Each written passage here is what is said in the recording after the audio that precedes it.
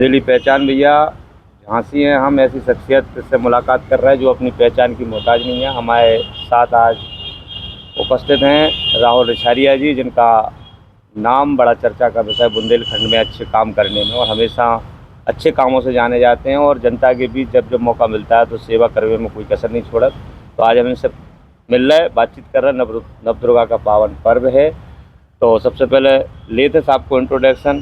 साहब अपना इंट्रोडक्शन बुंदेली पहचान पे दें। सबसे पहले माता दीन भैया और आपके सभी दर्शकों को नववर्ष की पावन पर्व की बहुत बहुत बधाई, और माई करे कि सबको सारा आशीर्वाद दे और इतने का आशीर्वाद दे कि बुंदेलखंड को हर वासी तरक्की करे, आगे बढ़े। सब बुंदेलखंड में अपन लोग रह रहे हैं और बुंदेली भाषा से सबको प्रेम रख, क्या कि अपनी भाषा है बुंदेली और बुंदेलखंड है, तो अपन बुंदेली भी बोलत, कभी कभी मौका मिलत जो थोड़ा सा आपने अनुभव करो, ये कितना प्यार है बुंदेली माटी से, बुंदेली भाषा से। देखो माता दीन क्षमा करियो जो आप बुंदेली भाषा की बात कर रहे हैं। देखो बुंदेलखंड से हम सबको बहुत प्यार है, जो हम सभी जाना चाहेंगे, लेकिन जहाँ तक बात आप कर रहे हैं बुंदेली भाषा को, जहाँ में हम कहें कि हम सब लोग बहुत बेईमानी करा थाएंगे। जो बात हमने जहाँ से कही माता दीन, बड़ा कष्ट होता है जब हम विदेश में या कहीं भी जाते हैं। अगर जो हमें सीखना है तो जो हमें सीखना चाहिए साउथ वालन से, कि वे चाहे अमेरिका रहे, चाहे लंदन रहे, कहूँ भी रहे, वे चाहे ट्रम्प की छाती पर रहे, वे बात अपनी भाषा में करें। चाहे ट्रम्प उनके ऊपर न्यूक्लियर बम फेंक दे, चाहे रॉकेट फेंक दे, वे डरत नहीं है, जो साउथ वालन से सीखने की लायक है। हम बुंदेली लोगों में एक कमी है कि हम लोग अपनी मातृभूमि से, अपनी माटी से बहुत प्यार करते हैं, लेकिन हम अपनी भाषा बोलने में, अपनी भाषा में बात करने में कहीं ना कहीं कतराते हैं। हम सबको बहुत स्नेह है और हम सबका सौभाग्य है कि हम सब लोगों ने इस माटी में जन्म लो। वो हम जैसे कह रहे कि अगर आप आध्यात्मिक हैं तो भगवान राम के चरणों का आशीर्वाद हमें मिल रहा है। भगवान राम जन्मे अयोध्या में थे, लेकिन ओरछा में भगवान राजा हैं, राज करवे हम सबको अपने राज में खुशहाल रखे के लाने में ओरछा में रहेंगे, जो कितनी बड़ी सौभाग्य की बात है। हमारी माँ भी है, तो हमारी पीताम्बरा माई भी है, उनके चरण भी हमें मिल रहे हैं। हम इतिहास के पन्ने पलट के देखें, चाहे वेदों को देखें, चाहे रामायण देखें, चाहे महाभारत देखें, बुंदेलखंड हर जगह उपस्थित होगा। उसके बाद हम अंग्रेजों में आए, ब्रिटिशरों में आए, कहते हैं ना इंसान रूपी रावण, कंस और रावण से भी ज़्यादा जहरीला ब्रिटिशर्स जो आए थे। तो बुंदेलखंड एकमात्र ऐसी माटी थी जहाँ की बुंदेली नारी ने, बुंदेलखंड की बहू ने, बुंदेलखंड की बिटिया ने सबसे पहले बिगुल फूका था। तो हमारे खून में अध्यात्मी है, हमारे लहू में क्रांति भी है, और हमारे रगों में और हमारे संस्कारों में रानी लक्ष्मीबाई के एकता का वो संदेश भी है। तो हर चीज़ की पहल करने की हमारे अंदर शक्ति है। तो इस मामले में तो हम बहुत किस्मत वाले हैं, हमारे पास तालाब, नदियाँ, सब कुछ बहुत है। तो देखिए इस मामले में तो हम सौभाग्यशाली हैं माता दीन, मानो या ना मानो। आपने सर एक बात अच्छी बोली, वैसे प्रोफेशनल लाइफ आपकी ज़्यादा रही और पैतृक हम जो देख रहे हैं कि आपको जो मिलो है पैतृक सब कुछ संसाधन भी मिले, लेकिन सबसे बड़ी बात जो है आप तो बाहर जाते रहे, विदेश भी जाते रहे, दिल्ली, मुंबई, अदर बड़े बड़े महाराष्ट्र नगर में जाओ, तो आप जो आपने बात कही है वो ऐसा कहूँ आपको देखने मिलो कि बुंदेली पहनाओ आपको मिलो हो, कि कोई पहने मिलो हो, या आपको मौका मिलो हो, या आपसे कोई बुंदेली बात करत मिलो हो। देखो हम राजनीतिक आदमी हैं, तो हमें तो जो सौभाग्य प्राप्त है कि हमें सब लोगों के संग बैठे हुए को, मिलवे को मौका मिला, तो आशीर्वाद पावे को मौका लगा। आज भी हम अपने देहातन में जाएं, अपने बुजुर्गन के बीच में जाएं, आज भी होता है हमारी संस्कृति जीवित है। वे जात हैं, आज भी वे हमें भोजन करा देंगे, लोचैयाँ खुआ देते हैं। अरे बरा तो हमारे फेवरेट है। हमारी माता जी जितना बड़ा बनात बादना हम घर जरूर जात, और जितना हमें मालूम पड़ जाए कोनों में घर में बड़ा बने बादना, राहुल रिछारिया होता जरूर पहुंचा। बड़ा तो हमें बहुत पसंद आएंगे। तो देखो हमारी कड़ी का एक अलग आनंद है। तो देखो ये सब तो हमें तो सौभाग्य प्राप्त होता है, लेकिन ये जो नए जैन जी आ रहे हैं माता दीन, तो वो थोड़ी सी कठिन परिस्थिति है। ना उन्हें इतिहास मालूम है, ना उनको इस बारे में जानकारी है कि क्या चल रहा है बुंदेलखंड में, देश में।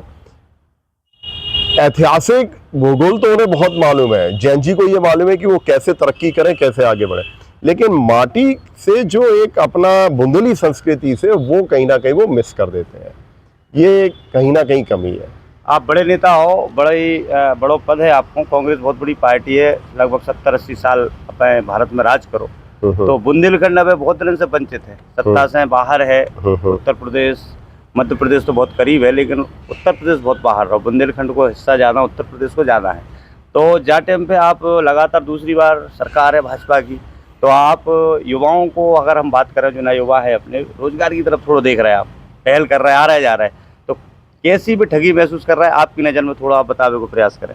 देखिए मातादीन भैया, एक बात हम आपको स्पष्ट कर दें कि हमारे युवाओं को और हमारे बुंदेलखंड के जितने भी नई पीढ़ी है, उन्हें एक चीज़ मानना पड़ेगा कि प्रकृति, भौगोलिक स्थिति, भाग से हम सब लोग बहुत, कहते हैं ना, लकी रहे हैं, हमारा बहुत सौभाग्य है।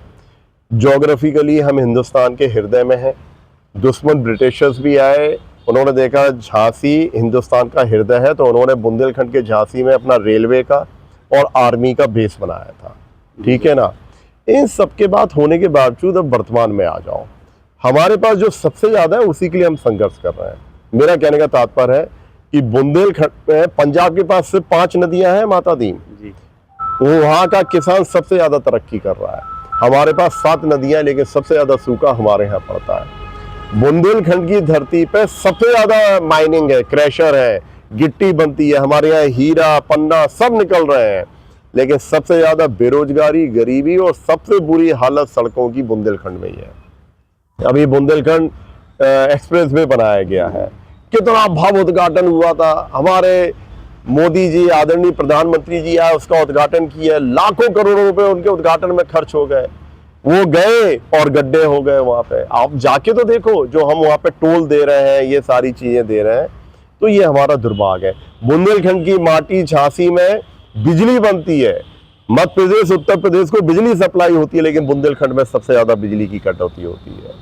बेरोजगारी भी बुंदेलखंड में सबसे ज्यादा, बल्कि पूरे उत्तर प्रदेश को और भारत सरकार को जीएसटी से लेके, रेवेन्यू से लेके बुंदेलखंड से जाता है।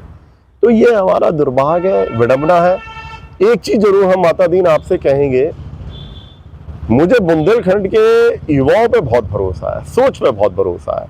अभी हाल ही में मैंने यहाँ पे एक स्टार्टअप एक्सपो किया था, आपको जान के ताज्जुब होगी कि बुंदेलखंड के जो युवाओं ने अपनी सोच से जो भारत के विकास के लिए चीजें कर रहे हैं, अकल्पनीय है। अगर उन्हें मौका मिले, और वो बिना मौके के भी बहुत कुछ कर रहे हैं, आप यकीन मानिएगा, हमारा प्रदेश, हमारा झांसी, हमारा बुंदेलखंड और पूरा देश जब भी तरक्की की तरफ लिखेगा ना अपना इतिहास, उसमें बुंदेलखंड का वर्तमान युवा भी सबसे आगे होगा, जैसे इतिहास के पन्नों में रहा है। थोड़ा बुंदेलखंड के सब दर्शक आज जो चाह रहे हैं, आप तो छुपे रुस्तम, राजघाट डैम, ग्रासलैंड, है ना, ये सारी चीज़ें प्रयास किया कि झांसी के लोगों को रोजगार मिले, और आज भी आप देखिए एक इतिहास में किए गई चीज़ें आज भी खड़ी हैं। झांसी का रेलवे स्टेशन आप देख लीजिए, वो भी मेरे स्वर्गीय दादाजी के उसमें बहुत बड़ा योगदान रहा है। फिर झांसी की और ललितपुर की महान जनता ने मेरे पिताजी को अपना आशीर्वाद और स्नेह दिया, तो जब वो ललितपुर से विधायक बने तो वहाँ का सिविल हॉस्पिटल ले लीजिए आप, अपना ये वहाँ का जो उत्तर प्रदेश टूरिज्म का जो वो है, वो मेरे पिताजी ने ही उसमें योगदान दिया था। झांसी से जब विधायक बने, ये आवास विकास कॉलोनी में 4 कमरों में जो यूनिवर्सिटी चलती थी, आज देखिए कितना बड़ा बुंदेलखंड यूनिवर्सिटी बन गई है। ठीक है ना। आकाशवाणी, बराटा बेसन pipeline, engineering college, Navodaya Vidyalaya, BTC, ये सब मेरे पिताजी के योगदान और सहयोग से आया। और मेरे पिताजी का एक विज़न था कि बुंदेलखंड हमेशा आगे रहे। उसके तहत उन्होंने, क्योंकि उस समय वो फाइनेंस और प्लानिंग मिनिस्टर थे, तो उन्होंने झांसी के अंदर 80 और 90 के दशक में वो हवाई पट्टी लेकर आ गए थे। वो तो दुर्भाग्य रहा कि 89 में हम हार गए, उस समय दूसरी सरकार आ गई, तो हमारी वो अपॉर्चुनिटी ख़त्म हो गई और वो हवाई पट्टी डिफेंस के पास चली गई। नहीं तो आज बुंदेलखंड के पास, झांसी के पास हवाई पट्टी भी होती, एयरपोर्ट भी होता। तो हम सबको बड़ा झांसी के जनता ने सहयोग दिया और आशीर्वाद दिया, लेकिन आज इस बार 2022 में आदरणीय प्रियंका जी ने और कांग्रेस पार्टी ने मुझे झांसी से सौभाग्य प्राप्त नहीं हो पाया सेवा करने का, लेकिन यकीनन जो मुझे अपने संस्कारों में और उसमें मिला है, मैं जो भी होगा मैं करूँगा, यही है। आखिरी सवाल सर, आपने चुनाव भी लड़ो अपनी झांसी विधानसभा से, तो चुनाव में भी आप रहे हो, आगे भी अब फिर से तैयारी 2027-28 में फिर चुनाव आ रहा है, तो सोच हुई है, कछु नई रणनीति हुई है, प्लानिंग हुई है दिल में, कछु हल्की फुल्की बात बुंदेली अंदाज में आप कह दो, कैसी का तैयारी चल रही, क्या करने आप? देखिए, वर्तमान में जो 2027 में चुनाव आ रहा है उसमें कांग्रेस की एज ए कार्यकर्ता के रूप में पार्टी के संगठन को मजबूत करने में और पार्टी के विचारों को जनता के बीच में और जनता के संघर्ष के लिए हम सब लोग तत्पर हैं, और पार्टी के नेतृत्व में झांसी से बहुत अच्छा चुनाव लड़ा जाएगा, बुंदेलखंड की हर सीट पे चुनाव लड़ा जाएगा। और आप देखिएगा, आदरणीय हमारे प्रदेश अध्यक्ष अजय राय जी और हमारे जो प्रभारी हैं अविनाश जी, उनके नेतृत्व में उत्तर प्रदेश में इस बार कांग्रेस की सरकार बनेगी। नहीं, जो तो ठीक है, आपके हंसमुख स्वभाव से सब लोग परिचित हैं, बुंदेलखंड के लोग बाग बहुत आपसे लगाव रखा तो चाहते हैं, सब लोग जो चाह रहे हैं कि कहीं ना कहीं आप थोड़े से झांसी छोड़ के बगल में भभी ना लगी, कछु लोगों को रुझान है सुझाव होकर ग्रामीण क्षेत्र ज़्यादा आ जाता, और बुंदेलखंड के लोग आप सीधे साधे हो, झांसी थोड़ा कंजेस्टेड सिटी एरिया है, तो ऐसा मौका हो सकता है भभी ना विकल्प हो सकता आपको?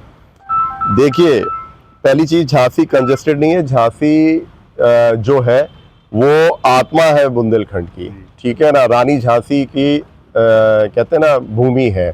और जो आप बबीना विधानसभा की बात कर रहे हैं, तो बबीना विधानसभा, झांसी विधानसभा सब हमारी कांग्रेस पार्टी का सेवा का एरिया है, हम सब लोग वहाँ पे सेवा कर रहे हैं।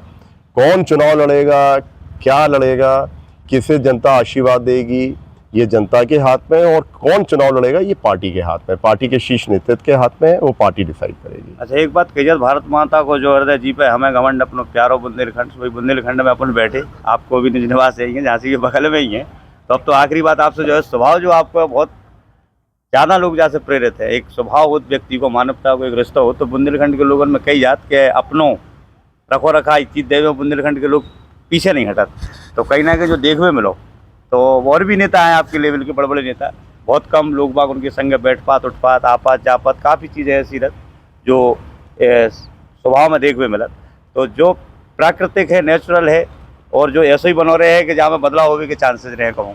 देखो, जिसने भी बुंदेलखंड की माटी में जन्म लिया होगा, जिसके अंदर भी बुंदेलखंड के संस्कार होंगे, वो इसी व्यवहार का और इसी स्वभाव का होगा।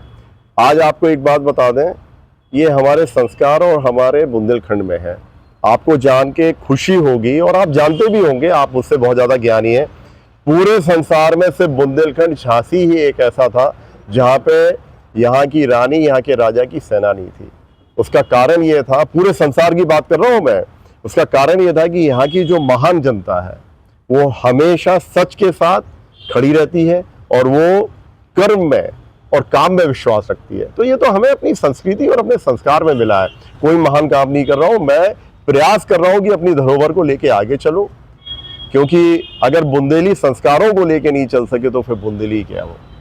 थोड़ी दो बात है, शिक्षा पे बोल दो, बुंदेली अपनी शिक्षा कैसी है, और किसान भैया, मजदूर भैया बुंदेलखंड में क्या स्थिति से गुजर रहे हैं, क्या परिदृश्य थोड़ा सा हमें बतावे का प्रयास करो। देखो, बुंदेलखंड की पिछले कई वर्षों से एक स्थिति चल रही है, मालूम नहीं भगवान राम के इस राज में, इस दरबार में, और प्रकृति पिछले कई वर्षों से कभी सूखा, कभी ओला, कभी कुछ, तो हम तो सिर्फ यही कहेंगे कि हमारे इस पथरीले इलाके में संघर्ष तो चल रहा है किसान भाइयों का, तो वो तो एक संघर्ष है, ईश्वर हम पे कृपा करेगा, लेकिन यहाँ का किसान उतना ही मजबूत है, वो पसीना बहाने में पीछे नहीं हट रहा है, वो लगा हुआ है, और वक्त आएगा जब ईश्वर की हम पे कृपा आएगी। और जहाँ तक आप युवाओं की बात कर रहे हो, आज हिंदुस्तान में नहीं, वर्ल्ड में हर जगह जहाँ पर भी आप देखोगे, बुंदेलखंड का युवा वो कीर्ति स्थापित कर रहा है पढ़ाई के माध्यम से, अपने कार्य के माध्यम से, कि आप कहीं भी हम पीछे नहीं है। बुंदेलखंड के युवाओं के लिए और किसानों के लिए सिर्फ एक ही संदेश कि विश्वास रखो अपनी संस्कृति पे। ये जो नवदुर्गा चल रही है माई के आशीर्वाद से और आप सबके परिश्रम से और आप सबके विजन से सब कुछ अच्छा होगा, बस धैर्य को ना छोड़ें। बहुत बहुत धन्यवाद, आपने समय दिया। हमारे साथ थे राहुल रिछारिया जी, जो बहुत ही प्रतिष्ठित और व्यक्तित्व के धनी व्यक्ति है, कांग्रेस के बड़े नेता हैं। आगामी समय में जो रणनीति होगी आपके सामने होगी। बहुत बहुत धन्यवाद सर। बहुत बहुत धन्यवाद भैया आपका।